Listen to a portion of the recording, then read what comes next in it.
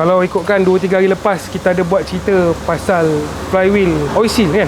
Hari ni masuk lagi sebiji, masalah yang sama juga. Tapi kali ni Alphard lah. Alphard ni kalau kita nak settlekan punya flywheel oil seal, memang renyah lah. So kita punya technician pun tadi, kalau korang boleh tengok, kita tengah dalam proses nak baraikan kereta ni lah. Tapi untuk keluarkan dia punya flywheel oil seal ni panjang cerita sikit, sebab kita kena turunkan dia punya frame apa semua sampailah kita dapat pada dia punya gearbox. Sekarang ni proses tengah jalan dan nanti kita akan turunkan dan kita akan share lah macam mana rupa flywheel oil seal tu, yang bocor dengan yang baru. Macam mana korang nak tahu kalau korang punya flywheel oil seal ni ada rosak ataupun bocor? Kalau korang perasan dekat lantai rumah korang tu, dekat bawah kereta korang akan nampak ada basah minyak kan. So basah minyak ni boleh jadi disebabkan oleh flywheel oil seal. Jadi kalau bocor flywheel oil seal ni, maka yang akan keluar dia punya minyak enjin lah. Kalau top converter oil seal yang bocor, maka yang keluar tu adalah minyak gear lah. Dan kalau ada kebocoran macam tu, lantai korang basah memang confirm minyak, dah bolehlah hantar kereta tu ke workshop. Okey, jadi untuk korang yang berada dekat luar sana tu, kalau korang ada masalah macam saya cerita ni, korang boleh datang ke Transmetik Automotive ni, kita boleh tolong checkkan dulu sebelum kita buat apa-apa. Jangan risau, kita akan check dulu. Kalau korang rasa korang nak buat, baru kita akan proceed untuk buat. Dan kalau korang ada sebarang pertanyaan, nak tanya cost ke, tanya quotation ke apa dulu,